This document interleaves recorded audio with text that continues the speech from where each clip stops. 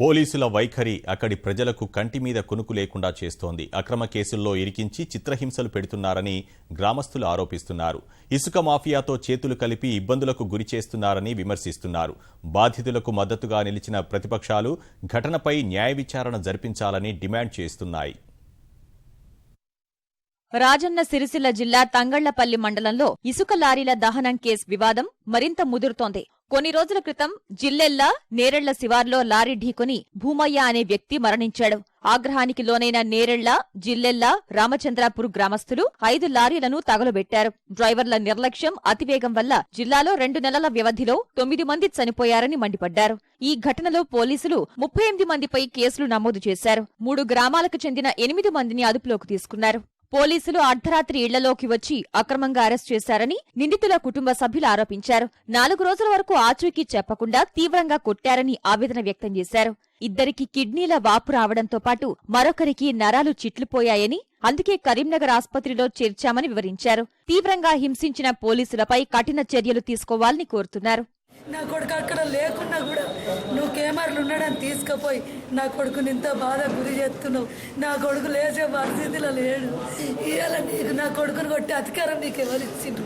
నీకు నిజంగా మానవత్వం ఉంటే నువ్వు ఆ దెబ్బలు కొట్టపోదు. ఇవాళ నా కొడుకు గాయం లేని చోటు లేదు సార్. దయ్యంతో చూడ ఘోరం ఉంది సార్. మళ్ళీ పోయే వరకు దావకంలో మళ్ళీ చూసుకొని మళ్ళీ తెల్లారి చూపించుకొని పేరు తెల్లందాక కొట్టింది తెలియదు. అయితే మళ్ళీ కోర్టుకు పోయిందని అంటే మళ్ళీ పిల్లలను కోర్టు పట్టలేదు. కోర్టు పట్టపోతే కూడా దావకంలో వేసిర్రు అని అన్నారు. రోడ్ల మీద కత్తారా అట్లా ఇట్లా అనుకుంటే బాగా తిట్టిండట సార్. 3 రోజులు 4 రోజులు తిండి తీకాల లేక మేము పిచ్చోళ్ళ లేక మా భర్తల గురించి మేము తిరిగితే మమ్మల్ని పట్టించుకున్న లేరు. నేరెళ్ల, జిల్లెల్లా, రామచంద్రాపూర్లో పోలీసుల వైఖరిని కాంగ్రెస్, తెదేపా, భాజపా, పౌర హక్కుల నేతలు తప్పుపట్టారు. ఆయా గ్రామాల్లో పర్యటించి నిందితుల బంధువులను పరామర్శించారు. ప్రభుత్వం ఇసుక మాఫియాకు కొమ్ము కాస్తోందని, ప్రశ్నించే సామాన్యులపై దాడులకు దిగుతుందని ఆక్షేపించారు. ఏదైనా బలమైన కారణాలు ఉన్నాయా, ఏదైనా మాఫియా, ఉసుక మాఫియా లాంటి ఒక ముఠాలు ఉన్నాయా అనేది స్పష్టంగా ఈరోజు ప్రజల్లో ఒక అనుమానంగా బయలుదేరినటువంటి విషయం మనం చూస్తున్నాం. వాళ్ళు పదే చెప్తా ఉన్నారు, మేము మమ్మల్ని చంపేయండి, కానీ పోలీసుల చిత్రాంశం మీరు తట్టుకోలేము అనేటువంటి మాట చెప్తున్నారు. వాళ్ళ 3 గ్రామాలు పర్యటిస్తే 35 ఏళ్ళ పైబడిన వ్యక్తి ఎవ్వరు కూడా ఊళ్ళల్లో మొగోళ్ళు లేరు.